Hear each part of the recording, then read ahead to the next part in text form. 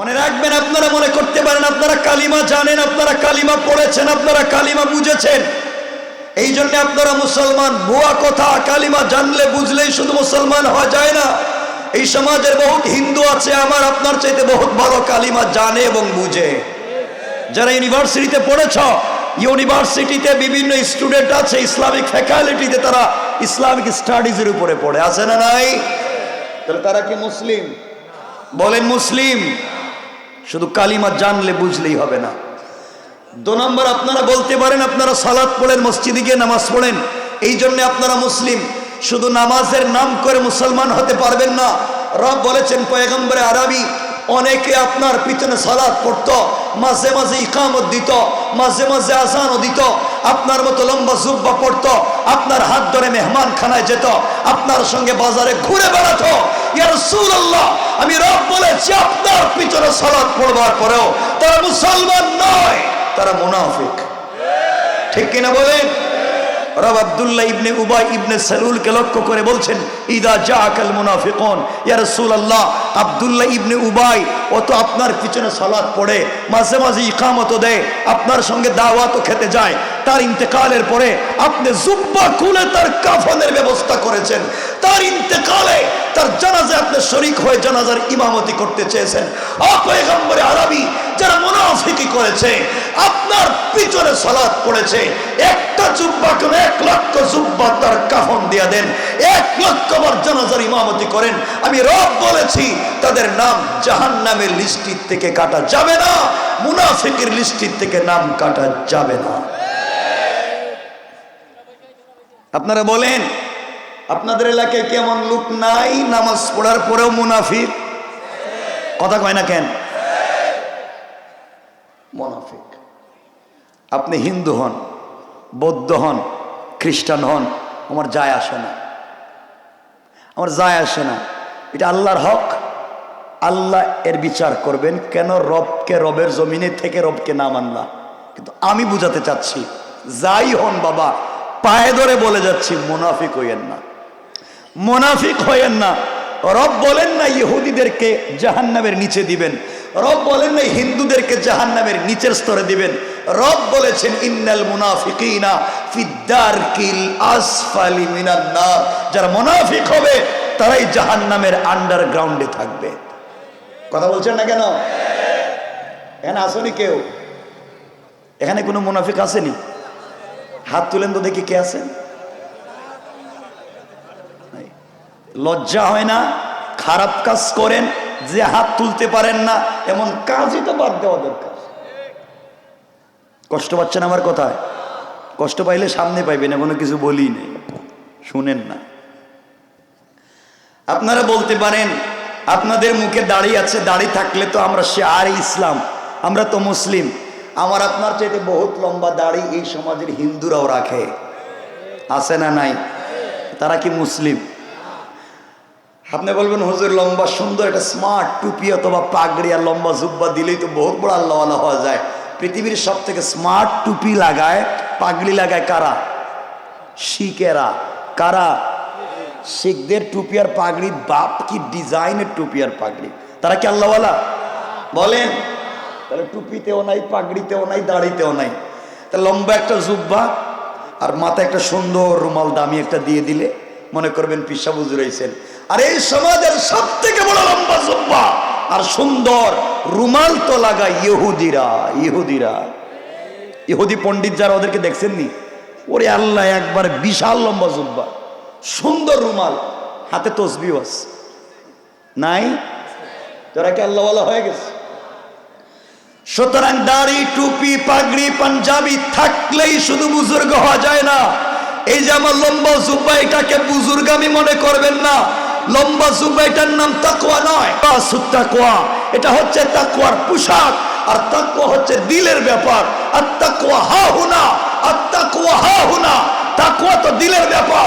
এই জন্য এই সমাজে বহুত দাড়িওয়ালা, টুপিওয়ালা, পাঞ্জাবিওয়ালা, পাগড়িওয়ালা, জুব্বাওয়ালা, তসবিওয়ালা এই সমাজের বহুত বড় বদমাইশ। ঠিক কিনা বলেন? আছে না নাই?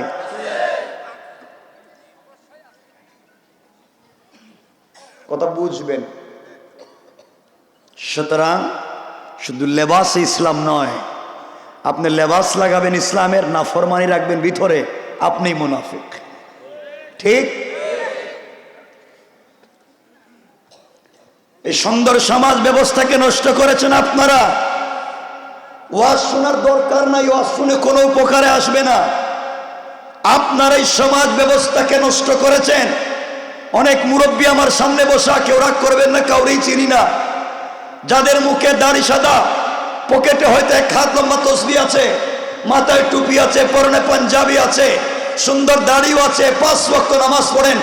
কসম রব্বে পাকের জাতের কোরআন হাতে নিয়ে বলছি, খবর নেন আপনাদের চৌগাছায় বহুত দাড়িওয়ালা 5 ওয়াক্ত নামাজি এই এলাকার সব থেকে বড় সুদের ব্যবসায়ী।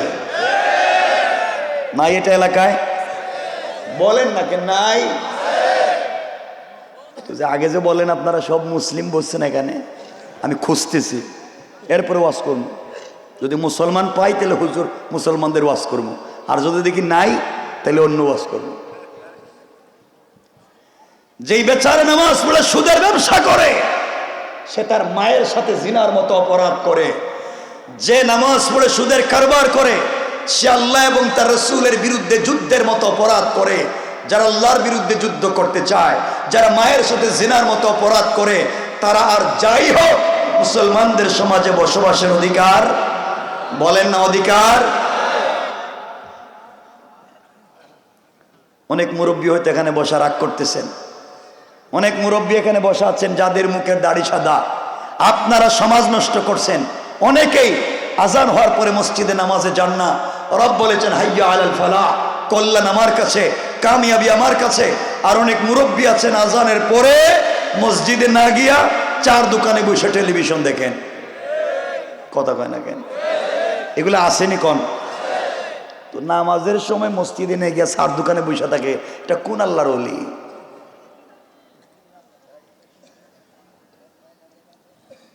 কি ওয়াজ করবো আমি? সমাজ নষ্ট করেছেন আপনারা।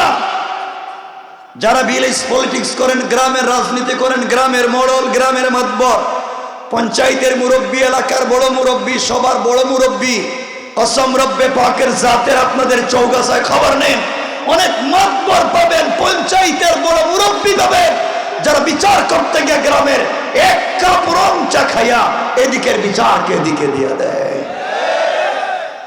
এলাকায় না এটা?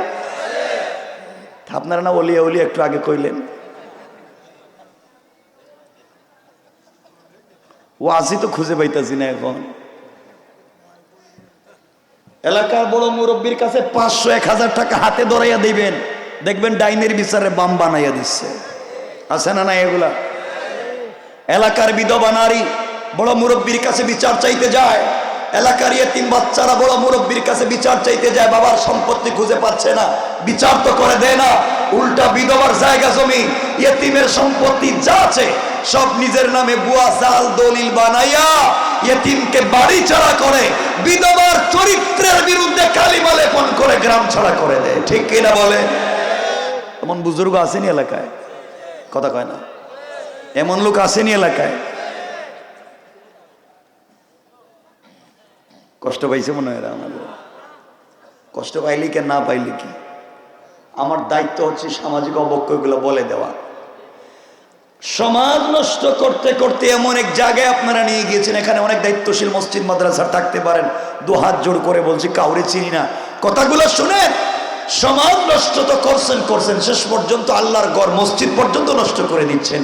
আজকে খবর নেন আপনাদের যশোর চৌগাছায়, বৃহত্তর যশোরে খবর নেন, ম্যাক্সিমাম মসজিদের সভাপতি সুদখোর, ক্যাশিয়ার ঘুষখোর, আর সেক্রেটারি দুর্নীতিবাজ, চাঁদাবাজ, বদমাইশ, ফেন্সিডিল ব্যবসায়ী, ইয়াবা ব্যবসায়ী, ইয়েতিমের জায়গা দখল করে, বিধবার বাড়ি দখল করে, বাজারে মস্তানি করে চান্দা উঠায়, সব খাইয়া মসজিদের দায়িত্বশীল হয়ে বসে রয়েছে।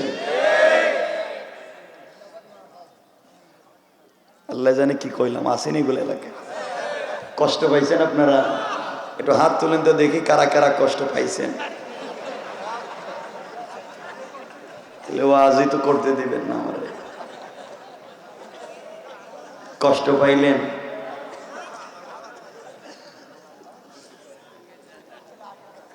সমাজে এগুলো আসেনি, যাক বললাম আসেনি, বলেন আসেনি। বহুত অলিয়া উলিয়া এখানে বসে রয়েছে, কুতুব, আল্লাহর কুতুব, যারা মসজিদের ভিতরে গিয়াও মোবাইল বাইর করে দেখে আজকে ফুটবল খেলা কে কয়েক গোল খাইছে। কত বড় আল্লাহর অলি চিন্তা করেন, মসজিদে গিয়েও মোবাইল বাইর করে দেখে। আসলে এখানে এমন আল্লাহর অলি, তোমাদের ফিরিস্তারা খুঁজতেছে খুঁজতেছে। দিল দিয়ে কথাগুলা শুনো, কি বলতে চাই শেষ পর্যন্ত। আজকে আল্লাহর ওয়াস্তে ভালো হয়ে যাও। যুবক তোমাদেরকে বলছি, ভালো হয়ে যাও। কি হয়েছে তোমার? গুনাই তো করেছো, আর কি করছো? জেনা করেছো, মদ খেয়েছো, গাঁজা ফেনসিডিল খেয়েছো, ইয়াবা খেয়ে ফেলেছো, এই তো অপরাধ করে ফেলেছো। লজ্জা এখন আল্লাহর সামনে যাও না, বাদ দেও, যা হয়েছে হয়েছে। রব বলেছেন, বান্দা তোর অপরাধের কারণে দেখবে অনেক সময় বাপ তোকে হয়তো তেজ্য পুত্র করে দিতে পারে। বড় অপরাধের কারণে টিচার তার স্টুডেন্টকে ক্লাস থেকে বের করে দিতে পারে। আরো বড় অপরাধের কারণে পীর তার মুরিদকে খানকা থেকে বের করে দিতে পারে। আরো বড় অপরাধের কারণে রাষ্ট্র তার নাগরিককে বের করে দিতে পারে। আরো বড় অপরাধের কারণে কোন নবী তার উম্মতকে বের করে দিতে পারে। কিন্তু বান্দা জানিস, আমি তোকে আমার হাত দিয়ে বানাইছি। তুই যদি আসমান জমিন ও গুনাহ নিয়া রবকে একটাবার সুবহান রাব্বিয়াল আলা বলে ডাক দিস, আমি কথা দিলাম সবাই তোকে বের করে দিতে পারে। আমাকে একবার ডাক দিলে আমি 1000 রহমতের দরওয়াজা খুলে দিয়া তোর জন্য অপেক্ষায় দাঁড়াইয়া যাবে। আমার বানানো কথা না তো। কোরআনে কারীমের 19 নম্বর পারা 25 নম্বর সূরা, সূরাল ফুরকানের 65 নম্বর আয়াত দেখেন, ওয়াল্লাযীনা ইয়াকুলুনা রব্বানা ইসরিফ আন্না আযাব জাহান্নাম ইন্না আযাবাহা কানা গারামা।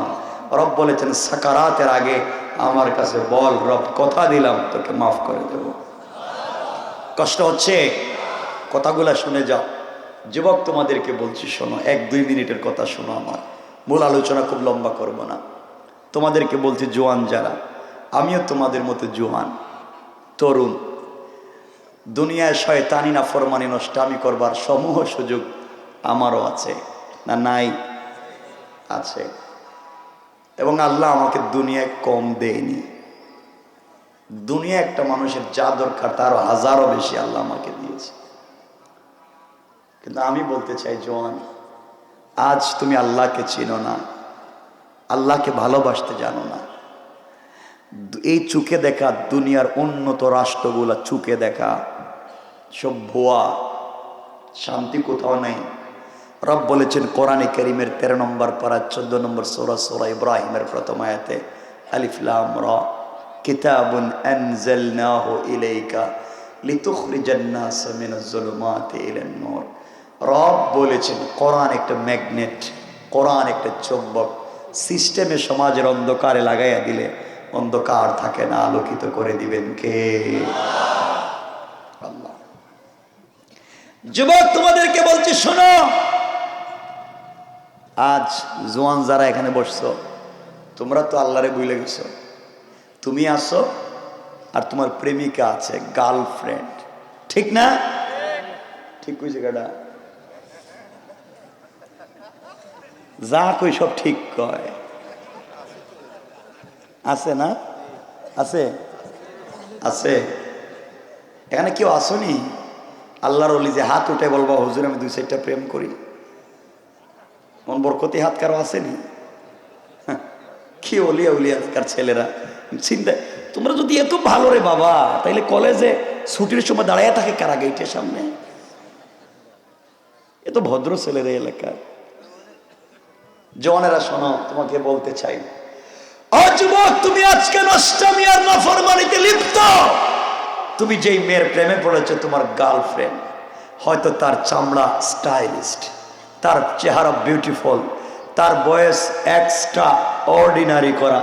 সে যখন তোমাকে টেলিফোনে কথা বলে, তখন তুমি বাতের প্লেট ফালাইয়া কুত্তার মতো দৌড় দাও, ঠিক না? ও যুবক, ভুলে যাও এগুলা, ভুলে যাও এগুলা। কসম রব্বে পাকের জাতের, এই বিশ্ব সুন্দরী তোমার গার্লফ্রেন্ড আজকে রাত্রে যদি মরে যায়, কসম রব্বে পাকের জাতের 72 ঘন্টার ভিতরে তার সুন্দর চামড়ার থেকে বের হবে পোকা। ঠিক কিনা বলেন না? যুবক, তুমি যেই মেয়ের প্রেমে পড়ে পড়ালেখা বাদ দিয়েছ, যেই মেয়ের সাথে সম্পর্ক করে মা বাবার মুখে চুনকালি দিয়েছ, যেই মেয়ের সাথে সম্পর্ক রাখতে গিয়ে তুমি ফেন্সিডিল ইয়াবা ধরেছ, যেই মেয়ের সাথে সম্পর্ক টিকিয়ে রাখতে গিয়ে আত্মীয় স্বজনের সাথে খারাপ ব্যবহার শুরু করেছ, যাকে পাওয়ার জন্যে দেশে বিদেশে সারা জিন্দগি ইনকাম করে সব টাকা ওই মেয়ের পিছনে, ওই মেয়ের পরিবারের পিছনে খরচ করলে দিন শেষে, বছর শেষে ওই মেয়েটাকে পেতে চাও। বুকা যুবক, তুই জানিস না ওই মেয়ে যদি আগামী কালকে সকালবেলা ঘুম থেকে উঠে তোমার চাইতে স্মার্ট, তোমার চাইতে টাকাওয়ালা আরেকটা যুবককে পেয়ে যায়, হয়তো তোমাকে ভুলে যেতে 1 মিনিটও লাগবে না। রব আফসোস করে বলছেন, ইয়া আইয়ুহাল ইনসান মা গাররাকা বিরাব্বিকাল কারীম, ও মানুষ, কে তোদেরকে বিভ্রান্ত করেছে, কে তোদেরকে ধোঁকা দিয়েছে আমার মতো মহান রব থেকে? অথচ আল্লাযী খালাকাকা, আমি তোদেরকে বানাইছি। সম্পর্ক যদি করতে হয় আল্লাহর সাথে করো, প্রেম যদি করতে হয় আল্লাহর সাথে করো। আমার আল্লাহ তো সম্পর্ক করেছিলেন আমার রসুলের সঙ্গে। রব তো না ঘুমাইয়া অপেক্ষা করতেন তার প্রেমিক রসুলের সাথে কথা বলার জন্য। রব তো বলেছেন, মাঝে মাঝে ডাক দিতেন, ইয়া আইয়ুহাল মুদ্দাসসির, ইয়া আইয়ুহাল মুজাম্মিল, কুম ফাআনজির, ওয়া রাব্বাকা ফাকাব্বির, ওয়া সিয়াবাকা ফাতাহহির, ওয়া চাদর ওয়ালা চাদর খোলো, ওয়া কম্বল ওয়ালা কম্বলের নিচ থেকে বের হও। ও কলিজার টুকরা বন্ধু হাবিবুল্লাহ, তুমি আয়েশাকে নিয়ে কম্বলের নিচে, আল্লাহু আরশে ইস্তাওয়া, আমি আরশে আজিমে একা একা দিন কাটে না, রাত কাটে না, ভাল লাগে না। বন্ধু, তুমি খাদিজাকে নিয়ে ঘুমিয়ে আছো, তোমার প্রেমিক লা তাখুযুহু সিনাতুম ওয়ালা নাওম, 1টা মিনিট ঘুমায় না, শুধু তোমাকে নিয়ে চিন্তা করে। তুমি তার সাথে কথা বলবে। ও বন্ধু, কম্বল ছাড়ো, বিছানা ছাড়ো, ঠান্ডা পানি দিয়ে ওযু করো, আর সিজদায় গিয়া তুমি তোমার প্রেমিককে একটা বার ডাক দিয়া বলো সুবহান। রব ডাক দিয়া বলেছেন, আরশে আসিমে থাকবো না, সাথে সাথে তোমার ঘরের দরজায় হাজির হয়ে যাব। হাজির। রব তো তার নাম। তুমি কেমনে সে রবকে বলে যাও যে তোমাকে ভুলতে চায় না, যে তোমাকে ভুলতে চায় না, তুমি কেমনে সে রবকে বলে যাও? এজন্য আমাদের আজকের আলোচ্য বিষয়ের মূল আলোচনা হবে, আমরা রবকে ভুলে যাব না। বললেন না কিছু? ইনশাআল্লাহ বলেন, বলেন ইনশাআল্লাহ। তাহলে প্রথমে আমি বললাম সামাজিক অবক্ষয়, এরপরে বললাম এগুলা বাদ দিয়া রবের পরিচয়। এখন আপনাদেরকে বুঝাচ্ছি অবক্ষয় থেকে বাঁচবার পথ এবং পদ্ধতি। আমার কথাগুলো বুঝতেছেন আপনারা? আমার মূল আলোচনা যদি শুরু থেকে না বুঝেন, দেখবেন কোনো জায়গায় বুঝতেছেন না।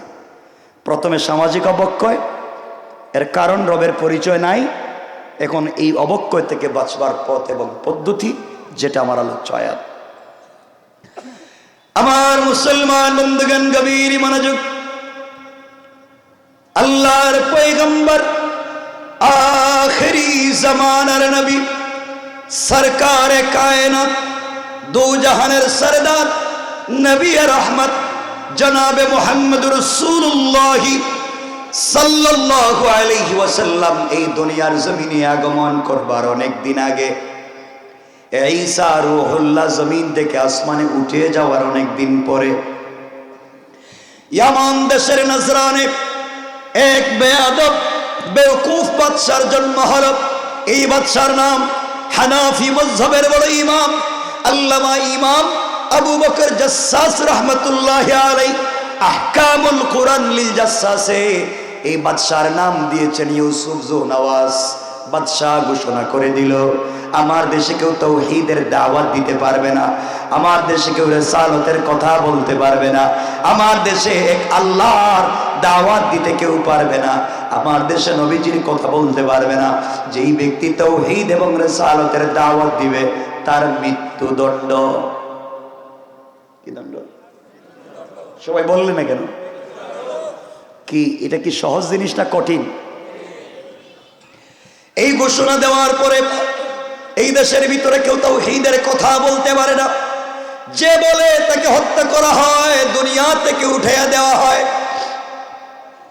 এইভাবে চলতে চলতে একদিন দুই দিন না, চলে গেল দীর্ঘ 2 যুগ। কত যুগ? প্রায় 2 যুগ পর্যন্ত চলে গিয়েছে। 2 যুগে 12 বছর। কত বছর? 12 বছর কইলেন মানে আমি যা বলবো সত্য হোক আর মিথ্যা হোক সব ঠিক। প্রায় 2 যুগের মতো চলে গেল, 24 বছরের উপরে। বাদশা চিন্তা করলো এই দেশে তাওহীদের দাওয়াত দিতে দেই নাই, এই দেশে রিসালাতের দাওয়াত দিতে দিলাম না, এই দেশে যারা আল্লাহর কথা বলেছে তাদেরকে আঘাত করেছি, নির্যাতন করেছি, দুনিয়ার জমিন থেকে উঠাইয়া দিয়েছি। আমি আজকে প্রায় 24 বছরের উপরে বৃদ্ধ হয়ে যাচ্ছি। আমি এত নির্যাতন করলাম, আমি যদি আজ না হয় কাল মরে যাই। আর এই দেশের ক্ষমতা, যাদেরকে পিটালাম, যাদেরকে মারলাম, যাদেরকে আঘাত করলাম, যাদেরকে তাওহীদ আর রিসালাতের দাওয়াত দিতে দিলাম না, তাদের কাছে যদি কোনোভাবে এই দেশের ক্ষমতা যায় তাহলে আমাকে আমার পরিবার সহ ব্রাশ ফায়ার। কথা বলেন। বাদশা চিন্তা করলো বিপদ তো কঠিন বিপদ, আমি এই দেশে দ্বীনের দাওয়াত দিতে দেই নাই, রিসালাতের দাওয়াত দিতে দিলাম না, এই দেশে আল্লাহর কথা বলতে দিলাম না, এখন যদি মরে যাই আমার তো মহা বিপদ। বাদশা ভবিষ্যৎ বিপদের কথা চিন্তা করে ইউসুফ জুনওয়াজ চলে গেল তৎকালীন জামানার সবথেকে বড় জাদুকর যে ছিল, ব্ল্যাক ম্যাজিক যারা করত, জাদুকরের কাছে গেল। কারণ পৃথিবীতে ব্ল্যাক ম্যাজিক এখনো ইহুদিরা রাষ্ট্রীয়ভাবে লালন পালন করে। হয়তো আমি আপনি বুঝতেছি না, কথাগুলা বুঝেন কি বলতে চাই।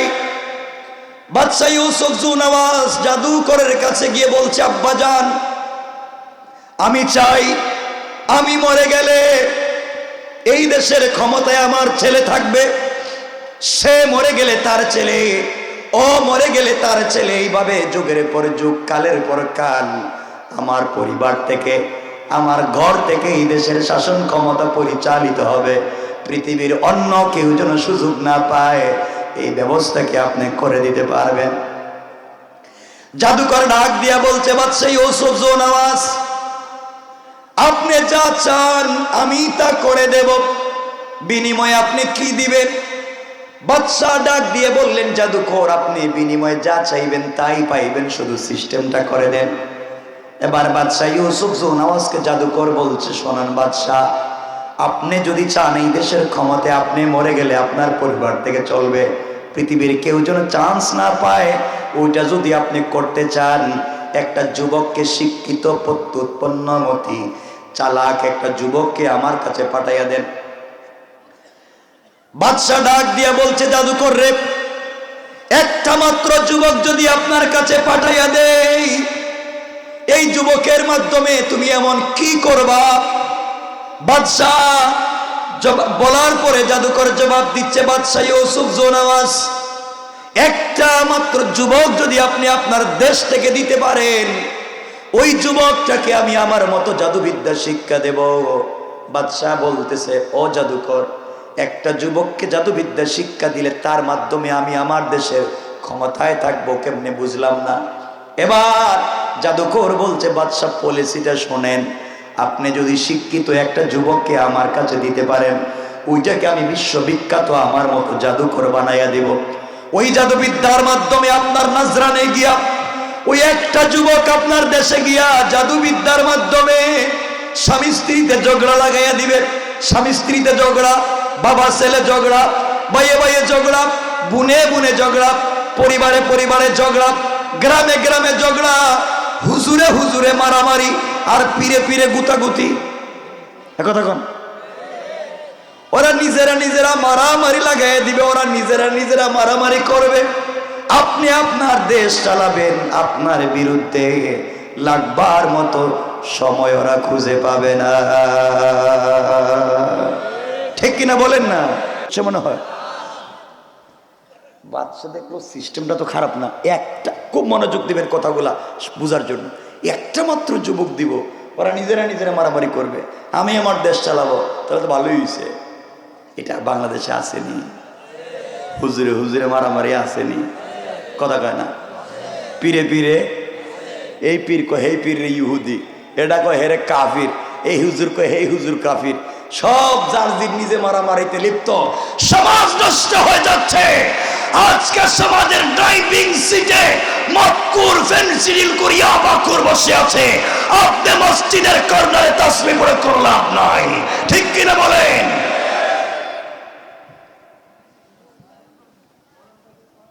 আমার বন্ধুগণ, কষ্ট পাইলেন নাকি আমার কথায়? অসুবিধা হচ্ছে? আপনাদের আওয়াজে মনে হচ্ছে অসুবিধা হচ্ছে।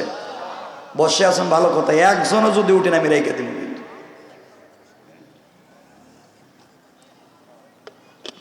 কারণ কথা শুনে না, আসছেন যখন কথা শুনে যান কি বলতে চাই। আমার মুসলমান বন্ধুগণ, গভীর মনোযোগ। এবার বাদশা ইউসুফ জুনাওয়াস বাড়িতে আসলো, পুরা দেশ তালাশ করে একটা যুবককে বের করেছে। এই যুবকের নাম আল্লামা উবাইদুল্লাহ সিন্দি ইনকালাবি তাফসিরে এই যুবকের নাম দিয়েছেন আব্দুল্লাহ বিন তামের। কথাগুলো মনোযোগ দিয়ে শোনেন। বাদশা বলছে, আব্দুল্লাহ রে, তুমি শুধুমাত্র জাদু বিদ্যা শিক্ষা করে আমার দেশের ভিতরে মারামারি লাগাইয়া দিবা, আমার দেশের ভিতরে ফিতনা লাগাইয়া দিবা। বিদেশে তোমাকে পড়ালেখা করাবো, রাষ্ট্রের টাকা খরচ করে, বিনিময়ে তুমি কৌশল শিক্ষা করে দেশে অশৃঙ্খল লাগাইয়া দিবা, বিনিময়ে যা চাইবা তাই পাইবা। আশরাফ আলী তানভী বয়ানুল কোরআনে দুইটা ব্যাখ্যা দিয়েছেন। তিনি বলেছেন, কথা বলবার পরে আব্দুল্লাহ প্রতিদিন সকালবেলা জাদুবিদ্যা শিক্ষার জন্য যায়, বিকেলবেলা নিজের বাড়িতে ফিরে আসে। কেউ বলেছেন 6 মাসের জন্য চলে গেল।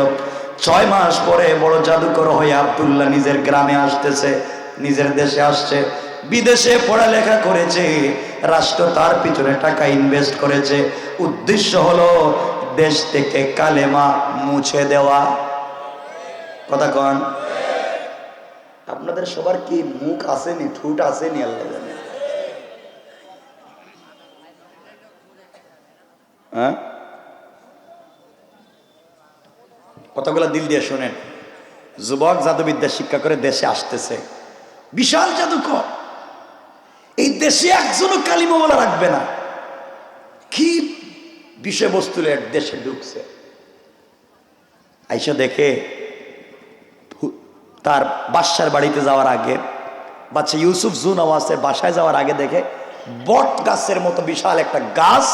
এই গাছের কর্নারে, গাছের গুড়ায় বৈশা বৈশা, মাথায় টুপি, মুখে দাড়ি, একজন মুরব্বী গাছের গুড়ায় বৈশা বৈশা সত্য ধর্ম কালিমার দাওয়াত দিতেছে। সুবহানাল্লাহ বাদ দেন, কেমন?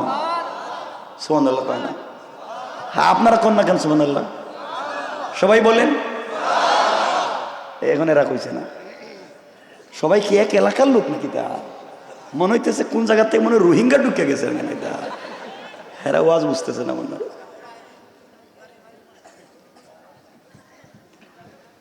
আমার বন্ধুগণ বুঝেন, যুবক আইসা জিজ্ঞেস করে, মুরব্বী আপনি গাছের গুড়ায় কি করতেছেন? মুরব্বী বলছেন, বাবা আমি আল্লাহর তাওহীদ এবং রাসূলের রিসালাতের দাওয়াত দেই।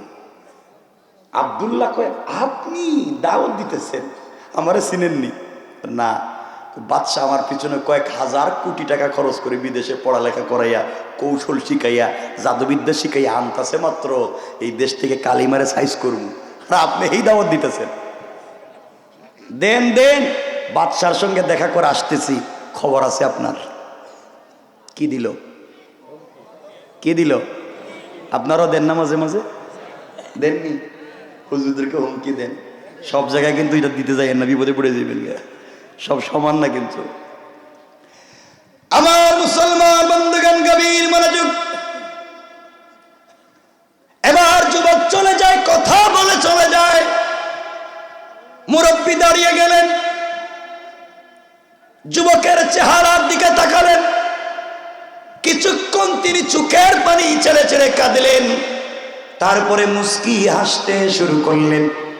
যুবক জিজ্ঞাসা করে, মুরব্বী আমার চেহারার দিকে তাকাইয়া প্রথমে কাঁদলেন কেন, তারপরে হাসলেন কেন, জানতে চাই। মুরব্বী ডাক দিয়ে বলছেন, যুবক জানতে যখন চাও তুমি শোনো। যুবক আব্দুল্লাহ, আমার জিন্দগিতে অনেক যুবক দেখেছি, অনেক তরুণ আর জওয়ানকে দেখেছি। আল্লাহ তাআলা তোমাকে এত সুন্দর করে বানিয়েছে, এত সুন্দর চেহারার যুবককে আজ পর্যন্ত আমি দেখি নাই। আমি চিন্তা করে দেখলাম, যুবক রে, তোমার ভিতরে আল্লাহর পরিচয় নাই, তোমার ভিতরে রাসূলের রিসালাত নাই, তুমি আল্লাহকে চিনো না, তোমার ভিতরে তাওহীদ নাই। ও যুবক, এই মুহূর্তে যদি মারা যাও, কবরে গেলে তোমার সুন্দর চেহারা সুন্দর থাকবে না, এত সুন্দর বডি তোমার সুন্দর থাকবে না। আল্লাহর পরিচয় না থাকবার কারণে কবরে গেলে ফেরেশতারা তোমাকে আঘাত করবে, অস্তিত্ব নষ্ট করে দেবে, বিচ্ছু কীড়া তোমার মুখটাকে খেয়ে ফেলবে। এই জন্য আমি কাঁদলাম, এত সুন্দর চেহারার যুবককে আল্লাহ কেমনে জাহান্নামের আগুন দিয়ে জ্বালাবে, এই জন্য কেঁদেছি। যুবক রে, তোমার চেহারার দিকে তাকাইয়া আমি হাসলাম কেন, জানতে চাও? ও যুবক, তুমি শোনো, তোমার চেহারার দিকে তাকাইয়া আমার হাসার কারণ হলো, আল্লাহ রব্বুল ইজ্জত ওয়াল জালাল দুনিয়ার জমিনে যখন আদম তৈরি করতে গেলেন, ফেরেশতাদের দিকে ডাক দিয়ে বললেন, কোরআনে কারীমের 1 নম্বর পারা 2 নম্বর সূরা সূরা আল বাকারার শুরুর দিকে আমার আল্লাহ বললেন, ওয়াইযা ক্বালা রাব্বুকা লিল মালাইকাতি ইন্নী জাইলুন ফিল আরদি খলিফা। আল্লাহ রাব্বুল ইজ্জত ওয়াল জালাল বলেন, ফেরেশতারা, এই দুনিয়ার জমিনে আমি আল্লাহ খলিফা বানাতে চাই, প্রতিনিধি বানাতে চাই। ফেরেশতারা বলল, আল্লাহ আতাজালু ফিহা মান ইউফসিদু ফিহা ওয়া ইয়াসফিকুদ দিমা, যারা ফিতনা করবে, মারামারি করবে, নাফরমানি করবে, দাঙ্গা হাঙ্গামা করবে, ওদেরকে প্রতিনিধি বানায়া কোনো লাভ নাই। ওয়া নাহনু নুসাব্বিহু বিহামদিকা ওয়া নুকদ্দিসু লাক, আমরা সব সময় তোমার তাসবিহ পড়ি, তোমার কদমে সেজদা করি, তুমি কেন আমাদেরকে বানাতে চাও না? আমার আল্লাহ জবাব দিলেন, ক্বালা ইন্নী আ'লামু মা লা তা'লামুন। আল্লাহ রাব্বুল ইজ্জত ওয়াল জালাল জানিয়ে দিলেন, ফেরেশতারা, আমি আল্লাহ কেন বানাতে চাই দুনিয়ার কেউ জানে না, জানেন একমাত্র আল্লাহ। ঠিক কিনা বলেন? ও যুবক আব্দুল্লাহ, এমন সময় সমস্ত ফেরেশতারা মিলে দুনিয়ার জমিনের মাটির উপরিভাগ থেকে কিছু মাটি এনে খাই বানায়া, খামির বানায়া আদমের অবয়ব তৈরি করলো, আদমের কঙ্কাল তৈরি করলো। আল্লাহকে ডাক দিয়ে বলেছে, আল্লাহ তাআলা এই যে আদমের কঙ্কাল তৈরি করেছি, কেমন হলো? ও যুবক আব্দুল্লাহ, এমন সময় আমার আল্লাহ আদমের চেহারা মুবারকের দিকে তাকায়া ফেরেশতাদের দিকে লক্ষ্য করে বললেন, ফেরেশতারা, যে আদমের সন্তানেরা দুনিয়া যাওয়ার পরে আমি আল্লাহকে দেখবে না, আমাকে না দেখে আমার জমিনে আমার দিন জিন্দা করার জন্য জীবন দিয়ে দিবে হাসি মুখে, আমার দিনের জন্য যৌবন পর্যন্ত বিসর্জন করবে, আমার জমিনে আমার দ্বীনের জন্য সংগ্রাম করবে, গভীর রজনীতে আমার কদমে সেজদা করবে।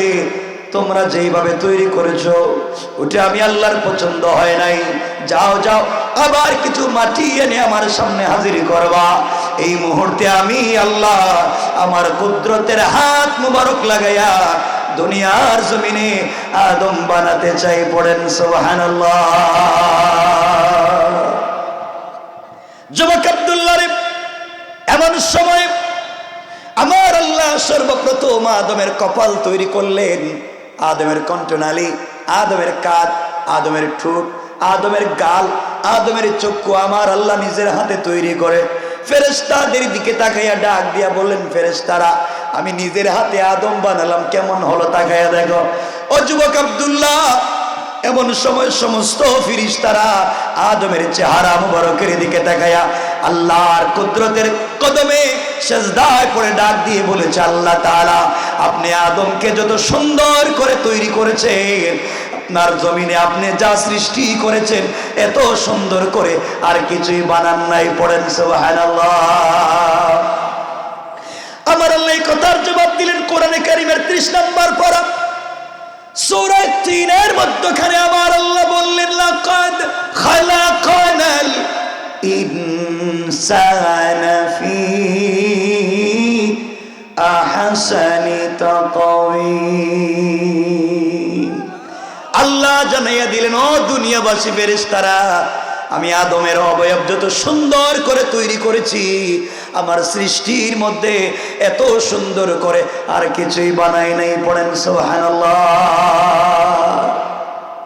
যুবক আব্দুল্লাহ রে, এমন সময় ফেরেশতারা আল্লাহর কাছে জিজ্ঞাসা করে, আল্লাহ, দুনিয়ায় আপনি যা কিছু সৃষ্টি করেছেন, কোন বললি তো ফাই এখন তৈরি হয়ে গিয়েছে, আসমান তৈরি করলেন, জমিন তৈরি করলেন এভাবে, কিন্তু আদমকে নিজের হাত দিয়ে বানাতে গেলেন কেন? ব্যাপার কি, কারণ কি? আল্লাহ জবাব দিলেন, ফেরেশতারা, আদমের সন্তানেরা দুনিয়া যাওয়ার পরে আমি আল্লাহকে চিনবে না, দুনিয়ার লোভে পড়ে, দুনিয়ার মোহে পড়ে, দুনিয়ার অহমিকায় পড়ে, দুনিয়ার ক্ষমতার লোভে পড়ে আমি আল্লাহকে ভুলে যাবে।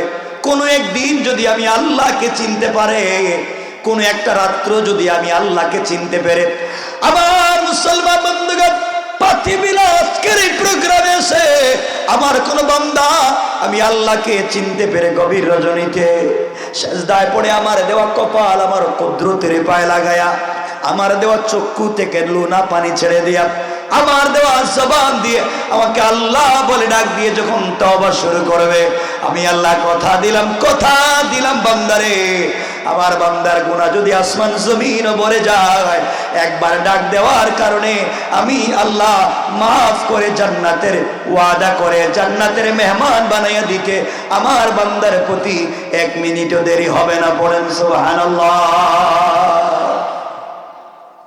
যুবক, আল্লাহ বলছেন যত অপরাধ করো তিনি মাফ করে দিবেন।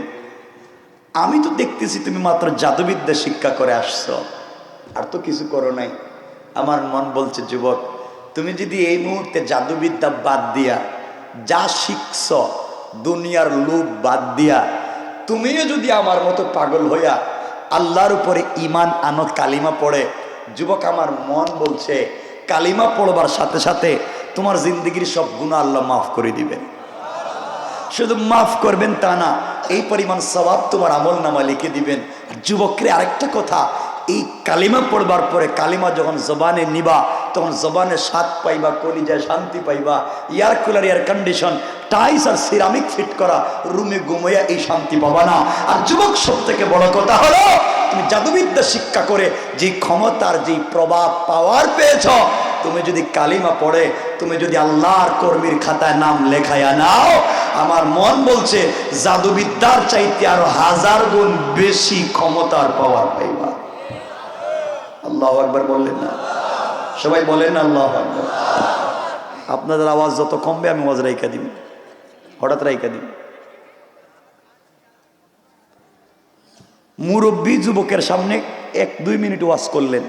যুবক, দেখো না একটা চিন্তা করে কালিমা পড়া যায় কিনা, স্বাদ পাইবা, কলিজা শান্তি পাইবা, গুনাহ মাফ হয়ে যাইব, ক্ষমতা পাইবা, পাওয়ার পাইবা, যা মন চায় করতে পারবা।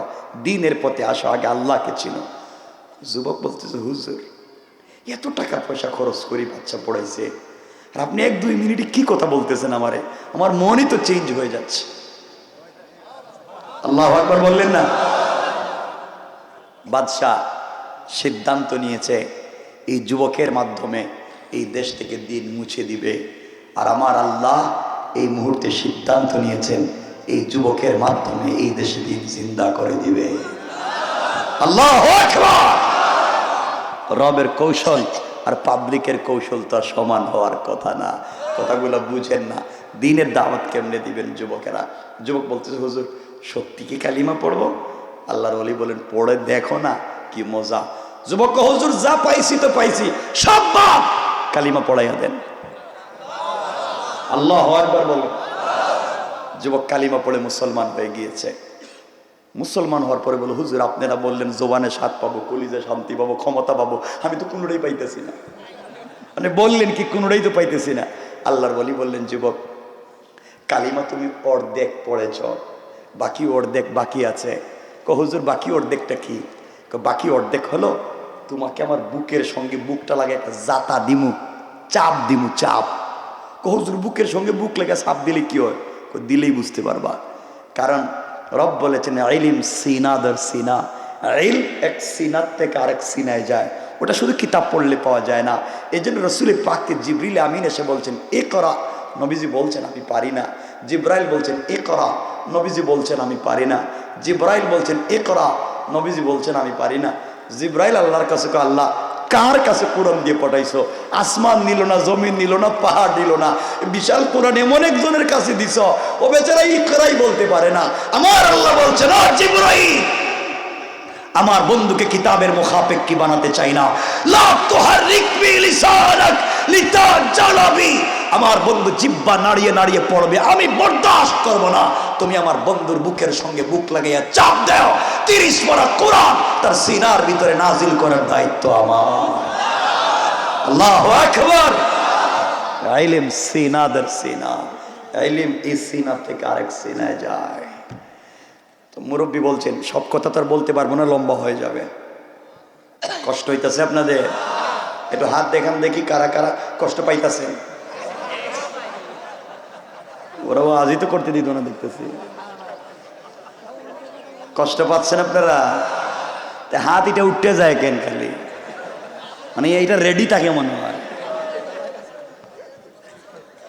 শোনেন, আমি তো আলোচনা শুরু করার আগে যখন রুমে বসা ছিলাম তখন কথা বলতে পারতেছিলাম না, বাহিরে ছিল না আওয়াজ। এখন তো একটু একটু বলতে পারতেছি।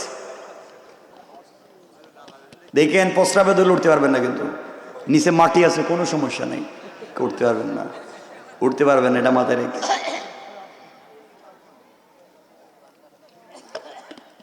দিল দিয়া শুনেন আসলে কি মেসেজ দিতে চাচ্ছি। জানি না আপনারা বুঝতেছেন কিনা আমার কথা। আমার বন্ধুগণ, এক পর্যায়ে যুবককে আল্লাহর ওলি বুকের সঙ্গে জড়াইছেন, জড়াই বলছেন, আল্লাহ বাদশাহ চায়, হাজার হাজার কোটি টাকা খরচ করছে, এই যুবক সারা দেশ থেকে দিন মুছে দিবে। আল্লাহ আমি তো এই যুবকের নাপাক জবানে তোমার পাক কালিমা চালু করে দিয়েছি। আল্লাহ আমি এখন বুকের সঙ্গে জড়িয়ে ধরেছি। আল্লাহ আমি তো চাই এই যুবকের মাধ্যমে এই দেশের দিন জিন্দা হয়ে যাক। তুমি তার সিনা থেকে কুফুরি, নিফাকি, শিরিকি, বিদাতি সব দূর করে তোমার ইলমে মারিফত, তোমার পরিচয়ের নূরটা তার ভিতরে ঢুকাইয়া দাও। এই কথা বলে চিৎকার করে দোয়া করতেছেন। যুবক চিৎকার করে বলছে, ও মুরব্বি আল্লাহর ওলি, কসম আপনি আমাকে ছেড়ে দেন, আপনার একটা চাপে এই মুহূর্তে যেন আল্লাহর আরশ পর্যন্ত পরিষ্কার দেখা যায়। আল্লাহু আকবার বলেন। আল্লাহ ছেড়ে দিয়েছেন।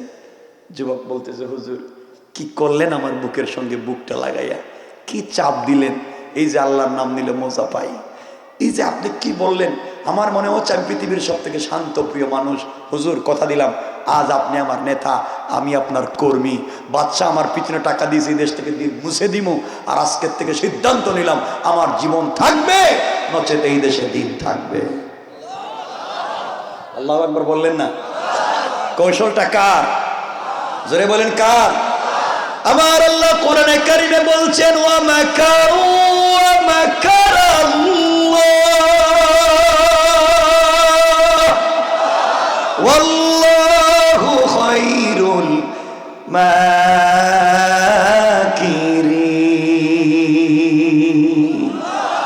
আল্লাহ বলছেন, কাফেররা শুনো রে, তোমরা দিন মুছে দেওয়ার যে কৌশল করো, আমি আল্লাহর কৌশল তোমাদের চাইতে আরো হাজার হাজার গুণ বড়। কোন ঠিক কিনা?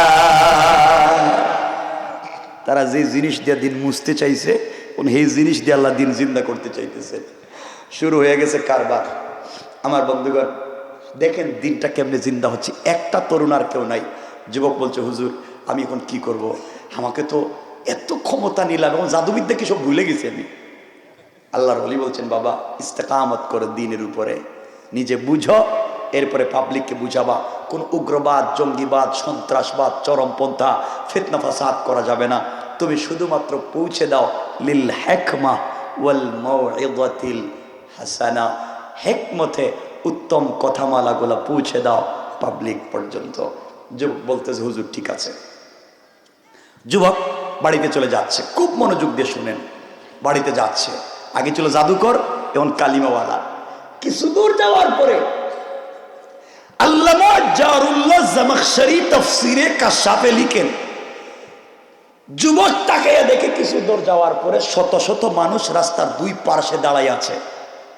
আর দুই রিওয়ায়াত, রাস্তার মধ্যখানে কেউ বলেছেন বিশাল বড় অজগর সাপ দাঁড়িয়ে আছে, আর কেউ বলেছেন বিষাক্ত একটা বাঘ দাঁড়িয়ে আছে। দুটা বর্ণনা। আমরা দুটো বর্ণনার আলোচনা করলে আমার সময়ে কুলাবে না, এর জন্য আলোচনা একটা বর্ণনা বাদ একটা বর্ণনা নিলাম। ধরেন যুবক রাস্তায় গিয়ে দেখছে বিষাক্ত একটা বাঘ দাঁড়িয়ে আছে। পাবলিককে জিজ্ঞেস করে, বাবা শত শত মানুষ রাস্তায় দাঁড়িয়ে আছেন, আপনার রাস্তা পার হচ্ছেন না কেন? পাবলিক বলতেছে, বাবা তোমাকে চিনলাম না, আমরা তো রাস্তা পার হতে পারছি না এই বাঘের কারণে, বাঘটা আমাদেরকে খেয়ে ফেলবে, এই জন্য রাস্তা পার হতে পারছি না। যুবক বলতেছে, এই মাত্র কালিমা পড়ে আল্লাহর কর্মীর খাতায় নাম লিখিয়ে এসেছি, এখন পরীক্ষা হয়ে যাক বাঘের শক্তি বেশি না আল্লাহর কালিমার পাওয়ার বেশি।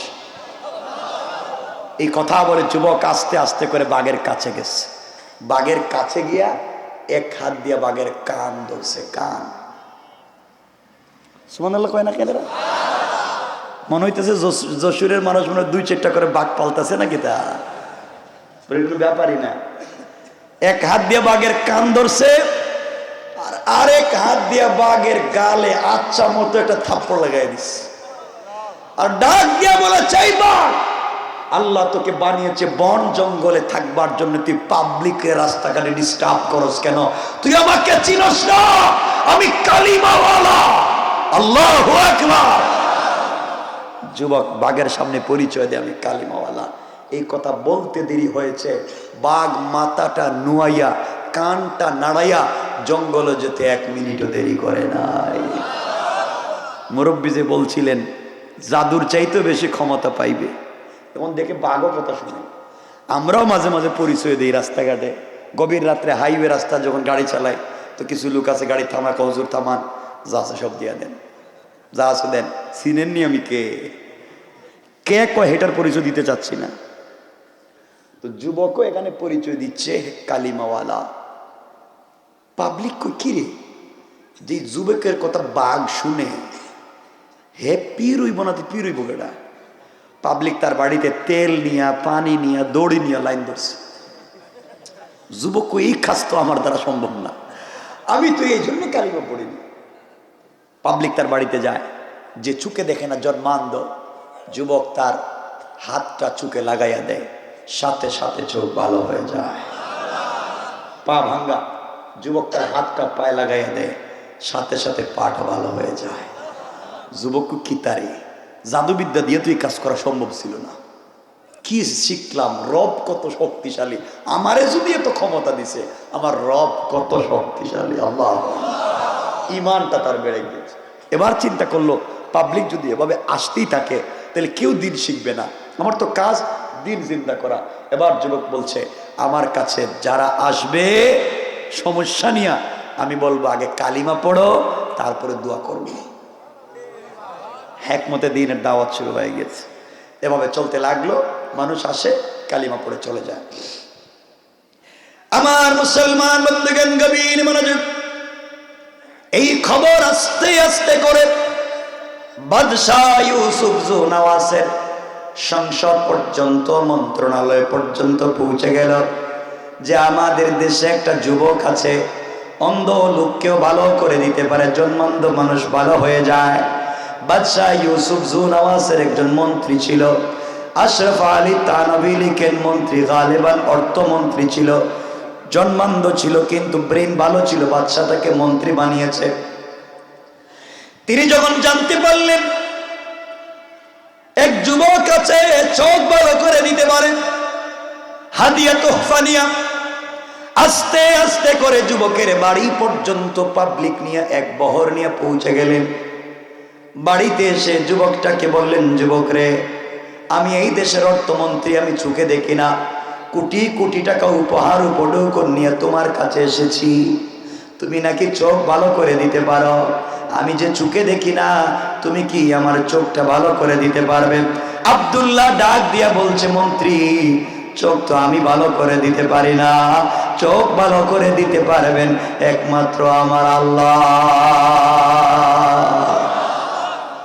দীর্ঘ 30 বছর পরে মন্ত্রীর সামনে আল্লাহর নাম। মন্ত্রী কয়, কি বলো তুমি? আল্লাহ? আল্লাহ আবার কে? আমাদের আল্লাহ তো ইউসুফ জুনওয়াস, নাউজুবিল্লাহ, আমাদের বাদশাহী তো আমাদের খোদা। আব্দুল্লাহ বলছে, ও মন্ত্রী, আপনাদের বাদশাহী যদি আপনাদের খোদা হবে, তাহলে হের নাকের সেন্টার ঠিক নাই কেন? নাক ঠিক নাই, ঠুট মোটা, পাওয়ার লাইনের মতো ছেঁড়া ছেঁড়া, ফাড়া ফাড়া, চোখ ছোট ছোট, দেখতে ইথিওপিয়ার মানুষের মতো কালো, নিজে সুন্দর করে বানাইতে পারছে না, দুনিয়াটা কেমনে বানাইলো? মন্ত্রী কত ধরা তো জায়গা মতো খাইছে। কয়, মন্ত্রী, আপনার বাদশাহী যদি আল্লাহ হবে, তাহলে আমার কাছে চৌকের জন্য আইছেন কেন? চোখ কি আপনার আল্লাহ দিতে পারে না? মন্ত্রী দেখলো বিপদ তো আরো কঠিন দেখা যায়। মন্ত্রী বলছে, বাবা আব্দুল্লাহ, বাবা যুবক, কে তোমাকে চিনতে পারলাম না, তুমি এখানে তাওহীদের কালিমার দাওয়াত দিচ্ছ। আব্দুল্লাহ মনে মনে করে, মন্ত্রী, তোমার দস্তগতে সিগনেচারে অর্থ মন্ত্রণালয় থেকে টাকা আমার পিছনে ব্যয় করা হয়েছে, আর তোমার দস্তগতেই সংসদে পার্লামেন্টে আইন করে, রেজুলেশন করে কালিমার আওয়াজ বন্ধ করা হয়েছে। শেষ পর্যন্ত তুমি আমার দরজায়। কে আনছেন? আরো জোরে বলেন, কে? অহংকার করবেন না, অহংকার আর বাহাদুরি করবেন না।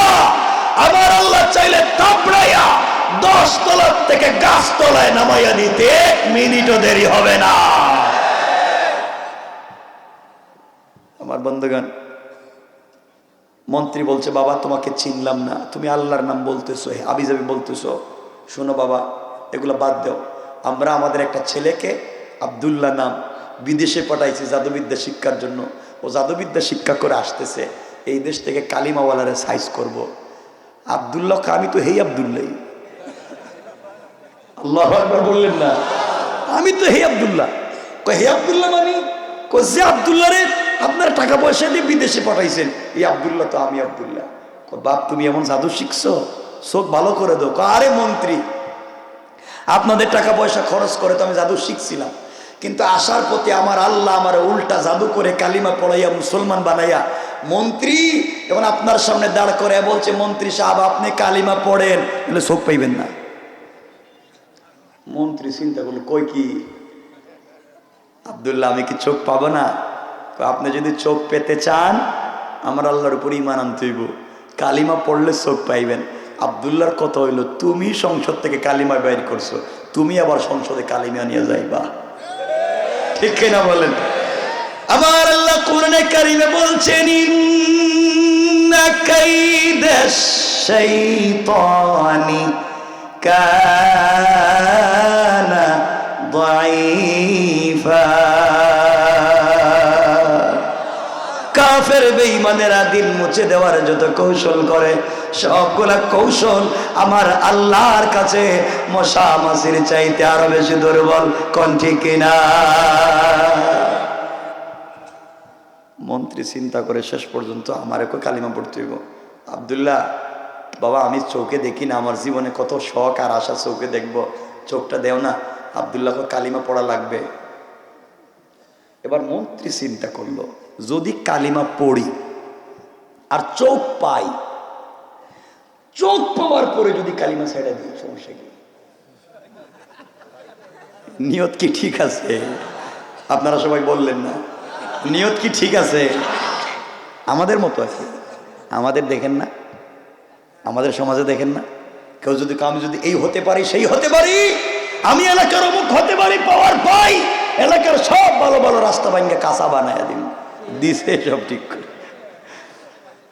আমার বন্ধুগণ, মন্ত্রীও বলতেছে যদি কালিমা পড়ি আর চোখ পাই দেখি জাতা দিমু, জাতা জাতা জাতা বুঝেননি আপনারা? জাতা বুঝেন তো? চাপ।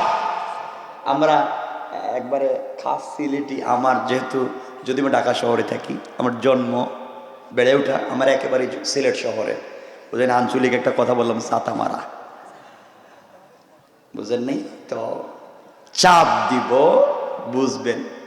মন্ত্রী কয় আমিও তো কত মানুষের জীবনে কত চাপ দিছি, কোন কাজ হয় না, তুমি একটা দিবা দিয়া দাও। আব্দুল্লাহ বুকের সঙ্গে জড়াইয়া ধরছে, ধরে বলছে আল্লাহ এই বেচারার অন্তরে শয়তানিতে ভরা, আল্লাহ এই দেশ থেকে কালিমা বন্ধ করছে, আল্লাহ তুমি তো পারো, এর মাধ্যমেই তুই সংসদে কালিমা চালু করতে, আল্লাহ তার অন্তরের কুফরি নেফাকে দূর করে দাও আর এরে ভালো বানাইয়া দাও, এর মাধ্যমে আবার সংসদে কালিমা পৌঁছে যাবে।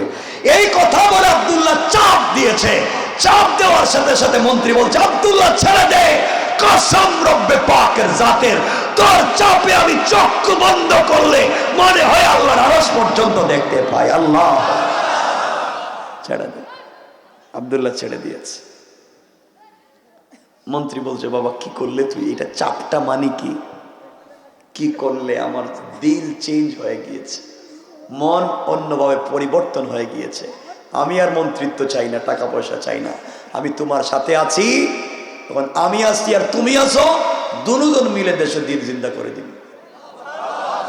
আল্লাহু আকবার বললেন না? আল্লাহর কৌশল কার নাম? কষ্ট হচ্ছে আপনাদের?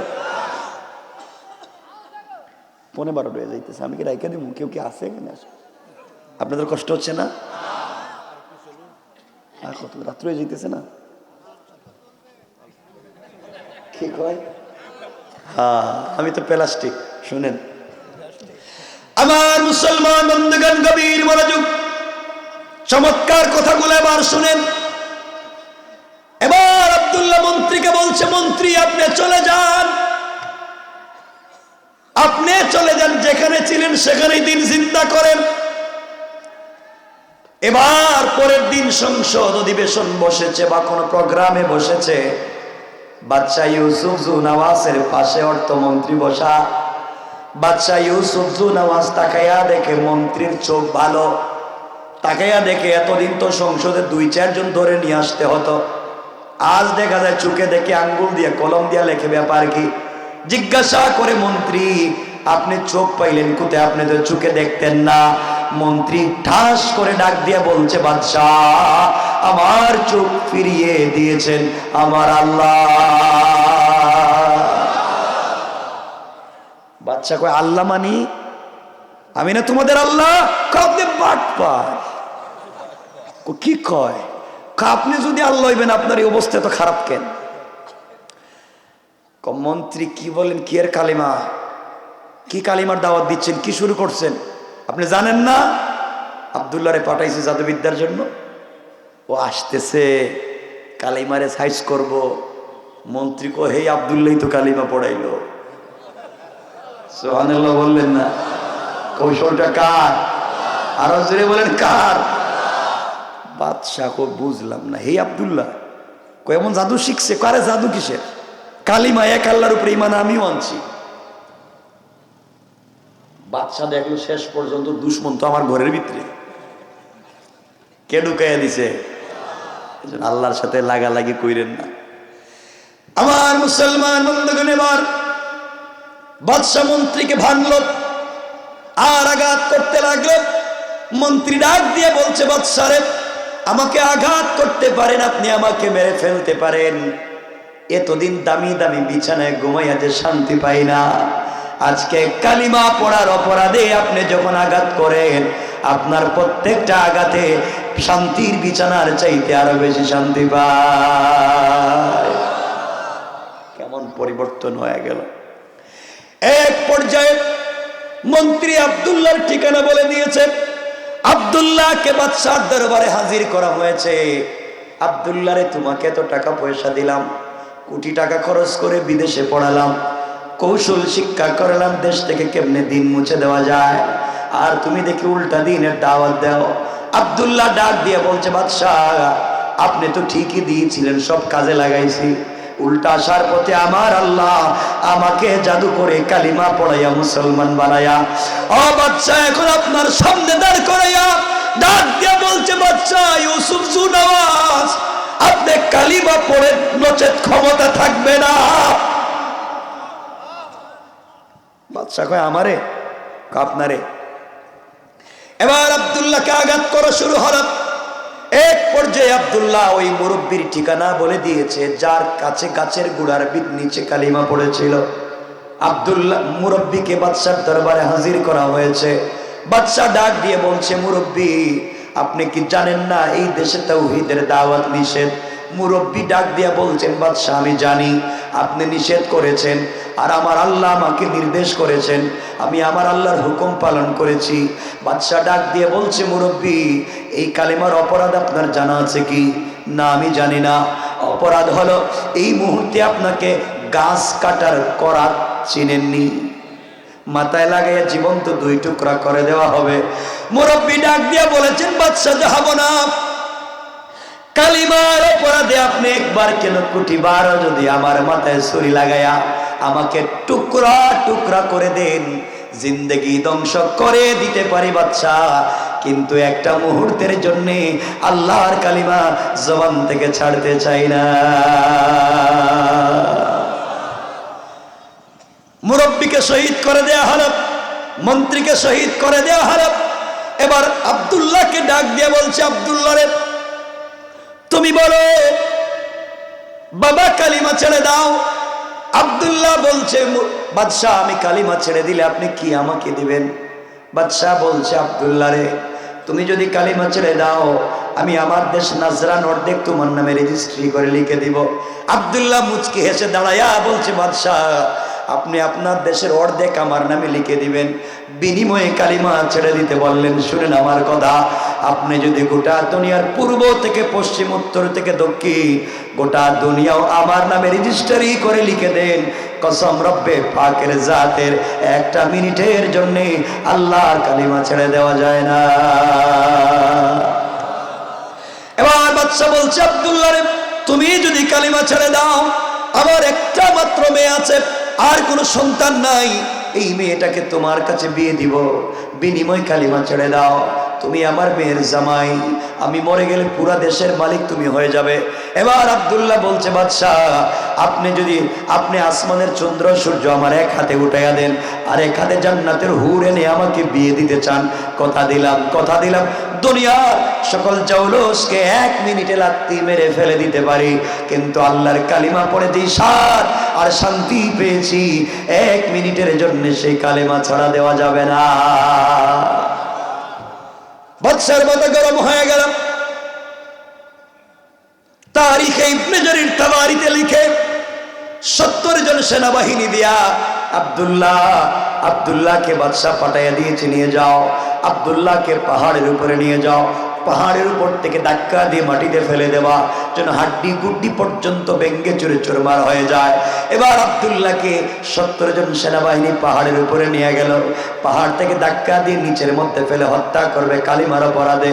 আব্দুল্লাহ আল্লাহকে ডাক দিয়ে বলছে, আল্লাহ তাআলা আমি তো কালিমা পড়বার অপরাধে এত শাস্তির সম্মুখীন হয়েছি, আমি যদি কালিমা ছেড়ে দিতাম বাদশার মেয়েকে বিয়ে করতে পারতাম, কালিমা ছেড়ে দিলে দেশের মালিক হয়ে যেতে পারতাম, কালিমা ছেড়ে দিলে এই দুনিয়ার সব থেকে শান্তিতে থাকতে পারতাম। আয় আল্লাহ তাআলা আমি না তোমাকে ভালোবেসে ফেলেছি, কঠিন ভালোবাসায় আবদ্ধ হয়ে গিয়েছি, তোমার নাম না নিলে শান্তি পাই না। আল্লাহ তুমি কি পারো না তোমার একজন পাগলা গোলামকে সহযোগিতা করতে? এইভাবে চোখের পানি ছেড়ে আব্দুল্লাহ যখন কান্না শুরু করে দিয়েছে, আল্লাহ রহমতের সাগরে জোশ উঠে গিয়েছে। আল্লাহ পাহাড়কে বলছেন, পাহাড় দেরি করিস না, ইদা জুলজিলাতিল আরদু জিলজালাহা, পাহাড় ভূমিকম্প শুরু করে দে, পাহাড় কাঁপতে শুরু করে দে। পাহাড় কাঁপতে কাঁপতে টুকরা টুকরা হয়ে গিয়েছে। আর 70 জন সেনাবাহিনী আব্দুল্লাহকে ছেড়ে দেয়া নিজের জীবন বাঁচানোর জন্য যখন দৌড়ায়, আমার আল্লাহ আসমান থেকে আযাবের 70 জন ফেরেশতা পাঠায়া 70টা সেনাবাহিনীকে ধরে ইচ্ছা মতো পিটাইয়া পাহাড়ের মধ্যে ওখানে ঢুকাইয়া পাহাড়কে আবার একের মতো একত্রিত করে লাগাইয়া দেয়া আব্দুল্লাহকে সুস্থ রেখে ভালো অবস্থায় হাঁটাইয়া হাঁটাইয়া বাদশার দরবারে পৌঁছে দিয়েছে। আমার আল্লাহ আব্দুল্লাহকে বাঁচাইয়া দিয়েছে। বাদশার 70 জন সেনাবাহিনীকে ধ্বংস করে দিয়েছে। এবার বাদশা বলছে, আব্দুল্লাহ তোমাকে আরো কঠিন শাস্তি দেওয়া লাগবে। এই বলে আর 70 জন সেনাবাহিনী দিয়েছে। আব্দুল্লাহকে নিয়ে যাও, সাগরে নিয়ে যাও, সাগরে নিয়ে হাত পা বেঁধে কালিমার অপরাধে আব্দুল্লাহকে সাগর উত্তাল তরঙ্গের মধ্যখানে ফেলে দিবা, মাছ খেয়ে তাকে ধ্বংস করে দিবে। এবার আব্দুল্লাহকে নিয়ে যখন সাগরের মধ্যখানে যাওয়া হয়, আব্দুল্লাহ মুস্কি মুস্কি হাসে। 70 জন সেনাবাহিনী বলে, আব্দুল্লাহ রে, এখন তোমাকে পানিতে ফেলে দেব, তুমি আবার মুস্কি মুস্কি হাসো কেমনে? আব্দুল্লাহ আল্লাহকে ডাক দিয়ে বলছে, আল্লাহ তুমি দেখতেছো নি আমি তোমার কালিমা পড়বার অপরাধে কি শাস্তির সম্মুখীন হইলাম?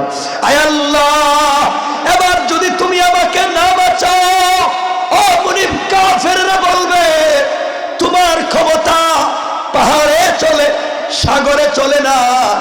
আয় আল্লাহ, তুমি যদি আমাকে সাগরে না বাঁচাও, কাফেররা বলবে তুমি পাহাড়ে বাঁচাইতে পারো কিন্তু সাগরে বাঁচাইতে পারো না। আল্লাহ তোমার ক্ষমতা নিয়ে ওরা টিটকারি করবে। আল্লাহর রহমতে যে জোশ উঠে গিয়েছে, আল্লাহ সাগরকে বলছেন দেরি করিস না, উত্তাল হয়ে যা। সাগর উত্তাল হয়ে গিয়েছে, তাদের নৌকা ভেঙ্গে টুকরা টুকরা হয়ে গিয়েছে। 70 জন সেনাবাহিনী আব্দুল্লাহকে ছেড়ে দিয়া নিজের জীবন বাঁচানোর জন্য যখন সাগরে সাঁতরায়, এমন সময় আমার আল্লাহ আসমান থেকে আযাবের 70 জন সেনাবাহিনী পাঠায়া এই 70 জনকে ধইরা কাদামাটি খাওয়াইয়া ফেরাউনের মতো পানির নিচে ছেড়ে দিয়া আব্দুল্লাহকে সুস্থ রেখে ভালো অবস্থায় পানির উপর দিয়া হাঁটাইয়া হাঁটাইয়া বাদশার দরবারে পাঠাইয়া দিয়েছে, পৌঁছাইয়া দিয়েছে। আব্দুল্লাহ কয়, বাদশা কয়, আব্দুল্লাহ আমার সেনাবাহিনী কই? কয় না, হেরা দেখতেছে গোসল করতেছে। বাদশা চিন্তা করলো, প্রতিদিন যদি 70 জন করে যায়, মাস শেষে কি আর সেনাবাহিনী থাকবো? কথা বলেন, থাকবো? এবার বাদশা কয়, আব্দুল্লাহ আমার সেনাবাহিনী নষ্ট হয়ে যাইতেছে, তুই নিজে ক তোরে কেমনে মারা যায়। আচ্ছা, এই কথা কি পাগলে কইব? আব্দুল্লাহকে বাদশা, এইবার আপনি লাইনে আইছে, জাগা মতো আইলে। কয় কেমনে? কয় আপনি লাইনে আইছে, কি করা লাগবে? কয় একটা তরবারি হাতে নেন, অস্ত্র হাতে নেন। বাদশাটা ধারালো তরবারি হাতে নিছে। আব্দুল্লাহকে আমার গলায় লাগান। আব্দুল্লাহর গলা লাগিয়ে টান শুরু করছে, দেখে কাটে না। কিরে কাটে না কেন? কিয়ামত পর্যন্ত পৃথিবীর কোনো অস্ত্র দিয়ে আমার মারতে পারবেন না। কোথাইলে? আমি জানেননি আমি কার কালিমা পড়ছি, আমি কার কর্মী আপনি জানেননি, আপনি আমার মাইরা ফেলাইবেন। বাবা তোর পায়ে ধরি, তোরে কেমনে মারা যায়, আমার ভয় হইতেছে তোরে নিয়ে, তুই ক। আব্দুল্লাহ আমাকে যদি মারতে হয় তাইলে আমি একটা কালিমা বলবো, সেই কালিমা আপনি পড়া লাগবে। না ঘুমে ধরছে নাকি? তা ঘুমে ধরছে? আব্দুল্লাহ বললে এই কালিমা পড়লে আমায় মারতে পারবেন। আব্দুল্লাহ বুঝাতে চাই আমি মরার আগে তোমার কালিমা পড়িয়া ছাড়ুন। আল্লাহু আকবার।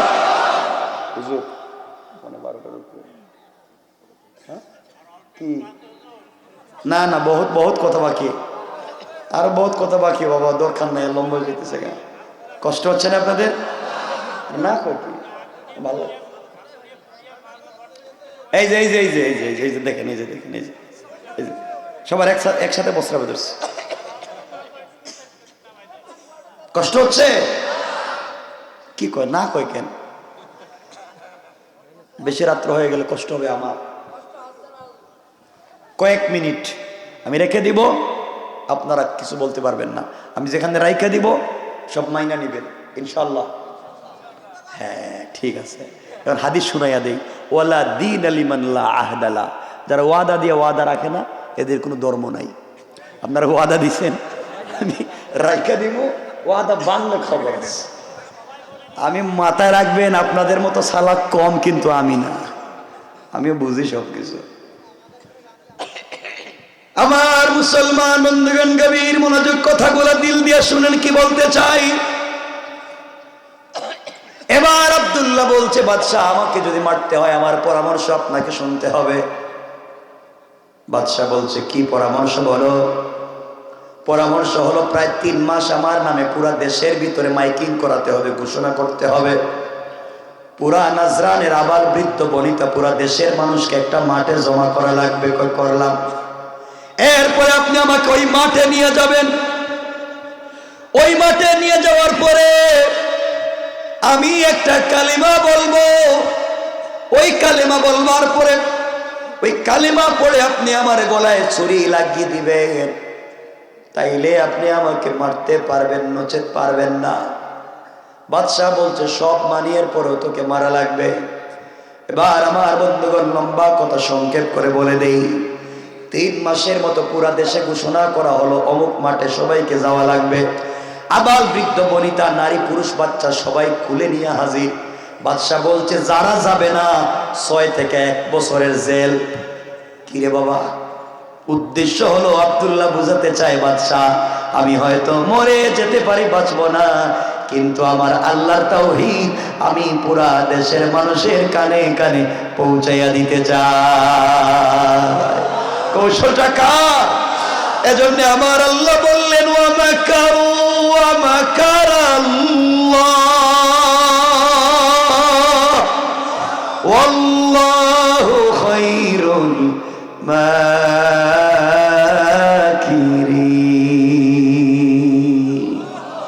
কিসের কৌশল করো? আমার বন্ধুগণ, এবার পুরো দেশের মানুষ জমা হয়ে গেলাম। পুরো দেশের মানুষের ভিতরে কৌতূহল, বাদশাহ কত মানুষকে ফাঁসি দিয়ে মারল, জীবনে কোনোদিন আমাদেরকে দাওয়াত করে না, আজ একটা তরুণ বাচ্চাকে মারবে, সারা দেশের মানুষকে জমা করলো, তাও হাজির না হইলে জেলের ঘোষণা করছে। মানুষের আগ্রহ কমছে না বাড়ছে? পুরা দেশের মানুষ যুবককে দেখতে চায়। পুরা দেশের নারী পুরুষ মাঠে জমা হয়ে গেলেন। এবার বাদশাহ ইউসুফ জুনওয়াজ বলছে, আব্দুল্লাহ রে কি করতে হবে আমাকে বলো। বাদশাহ আমি তো এখন মরে যাব, নির্ঘাত বাঁচবো না। বাদশাহ বলছে, আব্দুল্লাহ মৃত্যুর আগে তোমার কোনো চাহিদা আছে? আব্দুল্লাহ ডাক দিয়ে বলছে, আমার তো একটা চাহিদা আছে। কি চাহিদা আমাকে বলো। ও বাদশাহ আমার চাহিদা হলো এই কোটি কোটি মানুষের সামনে 2 মিনিট ওয়াজ করব। কি করব? ওয়াজ করবে। আব্দুল্লাহকে বাদশাহ বলছে, কর্মরেই তো যাবে, কর। এবার আব্দুল্লাহ দাঁড়িয়েছে, ডাক দিয়ে বলতে, শোনো মানুষেরা, এই দেশের নাম নাজরান, আমার নাম আব্দুল্লাহ বিন তামের, বাদশার নাম ইউসুফ জুনওয়াজ। এই বাদশাহ আমাকে কোটি কোটি টাকা দিয়ে বিদেশে জাদুবিদ্যার জন্য পাঠিয়েছিল, কিন্তু আমি আসার পথে এক আল্লাহর উপরে ঈমান এনেছি, এক আল্লাহর তাওহীদকে মেনে নিয়েছি। এই জন্য এই অপরাধে বাদশাহ আমাকে মারবার জন্য কত কৌশল করেছে, বহুত কৌশল করেছে, কোনো কৌশল করে পারে নাই। এক আল্লাহ আমাকে বাঁচিয়ে দিয়েছেন। ও দেশের জনগণ, এক পর্যায়ে বাদশাহ আমাকে মারবার জন্যে 70 জন সেনাবাহিনী দিয়ে পাহাড়ে উঠাইছে। 70 জন সেনাবাহিনীকে আমার এক আল্লাহ ধ্বংস করেছেন, আমাকে বাঁচাইয়া দিয়েছেন। এরপরে বাদশাহ আমাকে মারবার জন্য সাগরে পাঠাইছে, আমার এক আল্লাহ 70 জন সাগরে ধ্বংস করে দিয়েছে, আমাকে বাঁচিয়ে দিয়েছে। এত কৌশল করছে বাদশাহ আমাকে মারবার জন্য, আমার আল্লাহ আমাকে বাঁচিয়ে দিয়েছেন। এইবার বাদশাহ আমাকে বলেছে আমাকে কেমনে মারা যায়। এই জন্যে পুরা দেশের মানুষকে আমি দাওয়াত করে একত্রিত করেছি। আপনাদের কাছে একটা মেসেজ দিতে চাই, আপনাদের কাছে একটা বার্তা দিতে চাই। দেশের মানুষের কৌতূহল বেড়ে গেল, যুবক কি বলতে চায় সবাই শুনতে চায়। এবার আব্দুল্লাহ বলছে, শোনো মানুষেরা, এতদিন পর্যন্ত বাদশাহ আমাকে মারতে পারলো না আমার আল্লাহর নাম না নেওয়ার কারণে।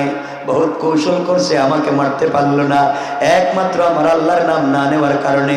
এইবার বাদশা আমার গলায় ছুরি লাগাবে আমার আল্লাহর নাম নিয়া। ও দেশের জনগণ, যদি আমার আল্লাহর নাম নিয়া আমার গলায় ছুরি লাগিয়ে দেওয়ার পরে আমি মরে যাই, বুঝবে আমার আল্লাহর নাম সত্য। আর যদি আমার আল্লাহর নাম নেওয়ার পরেও আমি না মরি, বুঝবে আমার আল্লাহর নাম মিথ্যা। এই সত্য মিথ্যার বিচার তোমাদের কাছে দিলাম, তোমরা বুঝবে কে সত্য কে মিথ্যা। যুবকের চিন্তা হলো, আল্লাহ তাআলা আমি তো মরে যাব, তুমি তো বলেছো যেই জমিনে মাজলুমের রক্ত পড়ে যায়, এই জমিন থেকে জালেমের ধ্বংস শুরু হয়ে যায়, ঠিক কিনা বলেন? আওয়াজ করে বলেন। যেই জমিনে মাজলুমের রক্ত পড়ে যায়, এই জমিন থেকে দিন জিন্দার আন্দোলন শুরু হয়ে যায়, ঠিক কিনা বলে? আয় আল্লাহ তাআলা, আমি মরে যেতে পারি, আমি দুনিয়ার জমিন থেকে বিদায় নিতে পারি। আয় আল্লাহ তাআলা, আমি তো দেশের জনগণের কাছে কাছে তোমার তাওহীদের দাওয়াত পৌঁছে দিলাম। কথাগুলো বলা শেষ করে দিয়েছে। এবার আব্দুল্লাহ শুয়ে পড়েছে, সেজদার মধ্যে চলে গিয়েছে। সেজদার মধ্যে গিয়ে বলছে, বাদশাহ আমি যখন সেজদায় গিয়ে বলবো সুবহান রাব্বিয়াল আলা, আমার মাথা আমার কপাল থাকবে আমার মাওলার কদমে, আমার আল্লাহর কদমে। জবানে থাকবে সুবহান, আমার আল্লাহর পবিত্রতার ঘোষণা। জবানে থাকবে আলা, আমার আল্লাহ বড় আমি ছোট। ওইটা বলে বলে দুনিয়া থেকে বিদায় নিতে চাই। এমন সময় বাদশাহ গলায় ছুরি লাগিয়ে দিয়েছে। আব্দুল্লাহ বলছে, পড়েন বিসমিল্লাহি রাব্বিল গুলাম। এই গোলামের সত্য রবের নামে গলায় ছুরি লাগিয়ে দিলাম। গোলামের রব যদি সত্য হয় গোলাম মরে যাবে, গোলামের রব যদি মিথ্যা হয় গোলাম মরবে না। এই আব্দুল্লাহর সত্য রবের নামে আব্দুল্লাহর গলায় ছুরি চালিয়ে দিলাম। আব্দুল্লাহর রব যদি সত্য হয় আব্দুল্লাহ মরে যাবে, আব্দুল্লাহর রব যদি মিথ্যা হয় আব্দুল্লাহ মরবে না। এই কথা বলে বাদশাহ যখন আব্দুল্লাহর গলায় ছুরি লাগিয়েছে, লাগাতে দেরি হয়েছে, আব্দুল্লাহ শাহাদাত বরণ করে। আল্লাহ তুই জান্নাতে যেতে 1 মিনিটও দেরি হয় না। এবার বাচ্চা দাঁড়িয়ে গিয়েছে, আব্দুল্লাহ নাই, মন্ত্রীও নাই, মুরব্বী নাই, আর কেউ কালিমার দাওয়াত দিবে না। বাচ্চা নাচানাচি শুরু করে দিয়েছে, সবাই শেষ। দেশের লক্ষ লক্ষ জনগণ দেখছেনি, কথা বলেন না কেন? দেশের জনগণ চিন্তায় পড়ে গেল, এতদিন আব্দুল্লাহকে মারতে পারলো না, আব্দুল্লাহর আল্লাহর নাম না নেওয়ার কারণে। বাদশা কত কৌশল করলো, মারতে পারলো না। আর আজ মারতে পেরেছে আব্দুল্লাহর আল্লাহর নাম নেওয়ার কারণে। তাহলে বুঝতে পেরেছি একমাত্র কেবলমাত্র আব্দুল্লাহর আল্লাহই সত্য আল্লাহ। যে এই যুবকটা হাসি মুখে আল্লাহর নাম নিয়ে মরে যেতে পারে, নিশ্চয়ই আল্লাহর নামের মজার স্বাদ সে পেয়েছে, আল্লাহর তাওহীদের স্বাদ সে পেয়েছে। এই কথা বলে দেশের লক্ষ লক্ষ জনগণ দাঁড়িয়ে গিয়েছে, ডাক দিয়ে বলেছে, বাদশা ইউসুফ জুনাওয়াজ, এতদিন পর্যন্ত মনে করেছিলাম তুমি সত্য আল্লাহ, আজ বুঝতে পারলাম তুমি ধোঁকাবাজ। আব্দুল্লাহর আল্লাহ সত্য আল্লাহ। সুতরাং এই মুহূর্তে আব্দুল্লাহর রক্তের সামনে দাঁড়ায়া আমরা দেশের লক্ষ লক্ষ জনগণ কালিমা পড়ে মুসলমান হয়ে গেলাম। আল্লাহু আকবার। আসিল একজন, এখন হয়েছে কয়জন? লাখ লাখ। বাদশাহ কয় বিপদ কমছে না বাড়ছে? কথা বলেন না কেন? কৌশলটা কার? কার কৌশল কার? বাদশাহ হয়েছে মাথা গরম, মরছে একটা, এখন হয়েছে লাখ লাখ, মাথা গরম হয়েছে। বাদশাহ বড় বড় গর্ত খনন করছে, গর্ত, বড় বড় গর্ত খনন করে আগুন জ্বালাইছে। আগুন জ্বালাইয়া যারা মুসলমান হয়েছে এই মুসলমানদেরকে হত্যা করবার জন্যে বাদশাহ কৌশল শুরু করেছে। এই কথাটাই আমার আল্লাহ কসম করে 85 নম্বর সূরা সূরার বুরুজ আমার তেলাওয়াতকৃত আলোচ্য আয়াতে বলছেন, কুতিলা আসহাবুল উখদুদ, যারা গর্ত খনন করলো তারা ধ্বংস। আর নারী দাতিল ওকুদ, যারা এখানে বসছে আগুন জ্বালাইছে তারা ধ্বংস। ইদহুম আলাইহা কুদ, যারা তামসা দেখছে তারা ধ্বংস। এই মাত্র আয়াত পর্যন্ত পৌঁছলাম। কথা কি বুঝছেন? মাত্র আয়াতের জায়গা মতো আসলাম। এখন মূল আলোচনা তো সামনে। এখন আগুন জ্বালাইছে, এই আগুন পাইলো কোথায়? এই আগুনে জ্বললো কারা? আগুনের সব বাতাস আসলো কোত্থেকে? বাদশা কেমনে জ্বলে পড়লো? পুরা তার সেনাবাহিনী কেমনে মরলো? কেমনে ধ্বংস হয়ে গেল? নাজরানে কেমনে দিন জিন্দা হলো? আর যারা মুসলমান হয়েছে তাদেরকে মারবার যে কৌশল করলো, মারতে পারলো কি না, বরং দেশে উল্টা কেমনে দিন জিন্দা হলো? বহুত লম্বা কথা। কথা বুঝতে পেরেছেন? একটা জায়গা মতো আইছে। এখন আগুন জ্বালাইতেছে, গর্ত খনন করতেছে। এই কথা আমার আল্লাহ আমার তেলাওয়াতকৃত আলোচ্য আয়াতে বলতেছেন, কুতিলা আসহাবুল উখদুদ, আসহাবে উখদুদ তারা যারা গর্ত খনন করছে, আর নারী দাতিল ওকুদ যারা আগুন জ্বালিয়ে এখানে বসেছিল, ইদহুম আলাইহা কুউদ যারা পারে বসে তামসা দেখেছিল। আল্লাহ বলতেন সবাই ধ্বংস। কেমনে ধ্বংস? আগুন তো সবাই জ্বালাইছে, কিন্তু একটা বাতাস আসছিল, বাতাস কোত্থেকে আসলো, সবাই কেমনে ধ্বংস হলো, বহুত লম্বা ইতিহাস রাইখা দিলেন।